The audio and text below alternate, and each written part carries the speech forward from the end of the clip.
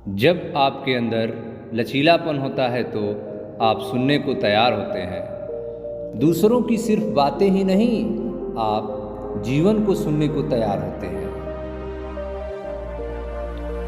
कर्म का मतलब किस्मत के भरोसे रहना नहीं है। कर्म का मतलब है अपने किस्मत का मालिक खुद बनना। मिट्टी के संपर्क में होना यह याद दिलाता है कि आपका शरीर बस मिट्टी ही है, इसे कभी मत भूलिए। स्वयं में बहुत सी कमियों के बावजूद अगर मैं स्वयं से प्रेम कर सकता हूं तो दूसरों में थोड़ी बहुत कमियों की वजह से उनसे घृणा कैसे कर सकता हूं। जब तक आपका अस्तित्व यहाँ केवल शरीर और मन के रूप में है तो पीड़ा होगी ही। ध्यान द्वारा इससे बचा जा सकता है। ध्यान का अर्थ है आपने शरीर और मन की सीमाओं से परे जाना। आत्मज्ञान में कोई सुख नहीं होता, कोई पीड़ा नहीं होती, बस होता है एक बेनाम आनंद, परमानंद। अगर आप अंतिम पल तक आनंद पूर्वक जीते हैं तो आपको मृत्यु की चिंता करने की जरूरत नहीं है। वो भी एक आनंदमय प्रक्रिया होगी।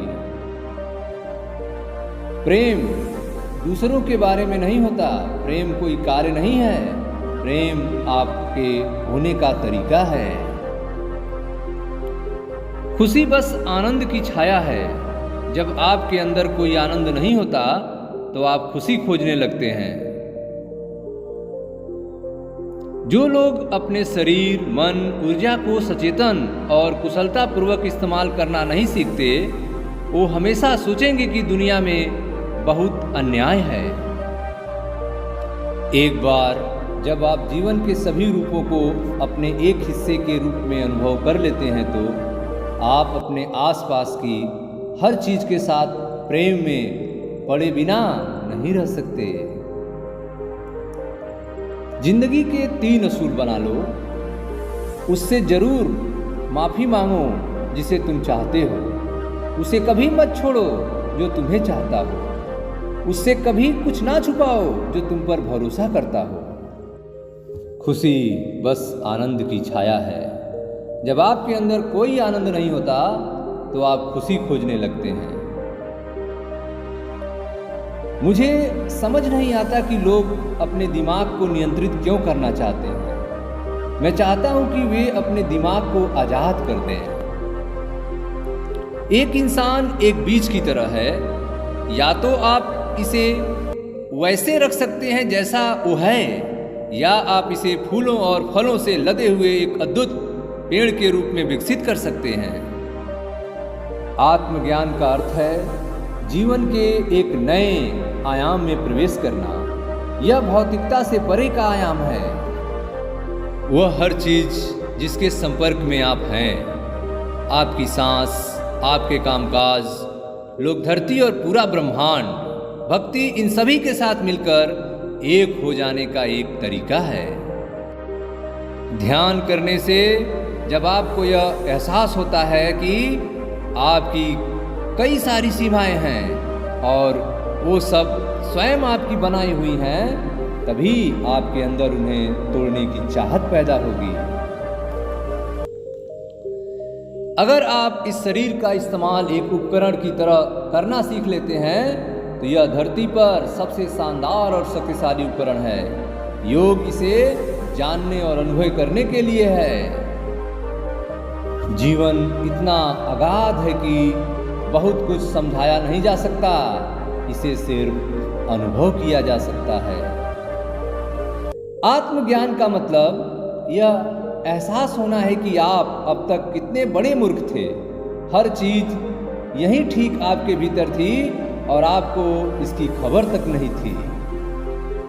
आइए हम एक पूरी तरह से स्वार्थी दुनिया बनाएं। मतलब कि आप जो खुद के लिए चाहते हैं वही आप दुनिया में हर किसी के लिए चाहते हैं।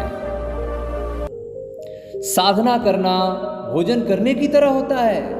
भोजन का असर सिर्फ उन्हीं लोगों पर होता है जो उसे खाते हैं। साधना करने से सिर्फ उन्हीं लोगों का लाभ होता है जो उसे करते हैं।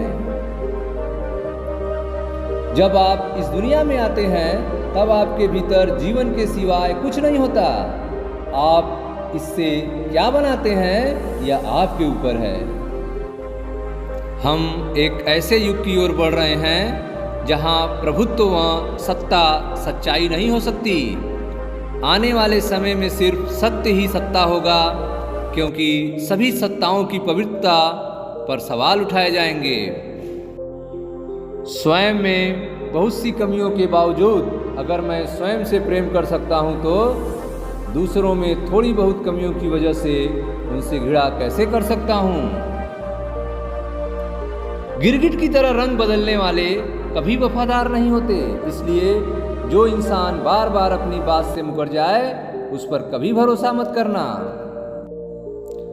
बहुत से लोग भूखे हैं इसलिए नहीं कि भोजन की कमी है, ऐसा इसलिए है क्योंकि इंसान के दिलों में प्यार और देखभाल की कमी है।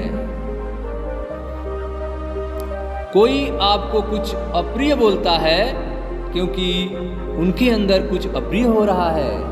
उनको आपके प्रेम और करुणा की जरूरत है, या फिर उनको आपसे थोड़ी दूरी चाहिए। खुद को इस अप्रियता के चक्र में मत फंसने दीजिए। प्रेम कोई सुविधा या साधन नहीं है, यह खुद को मिटाने की एक प्रक्रिया है। जीवन कोई दौड़ नहीं, यह एक अद्भुत घटना है। जब दर्द, क्रोध या दुख होता है तो यह अपने भीतर देखने का समय है, आपके आसपास नहीं।